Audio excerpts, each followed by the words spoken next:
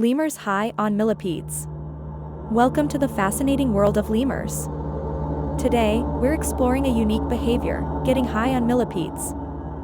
Lemurs are found on Madagascar, an island with diverse wildlife. One species, the ring-tailed lemur, has a peculiar habit. They chew on millipedes, but not for food.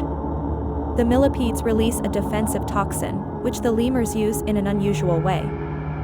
Smearing the toxin on their fur, the lemurs experience what we'd call a high. It's nature's very own bug spray and mood enhancer.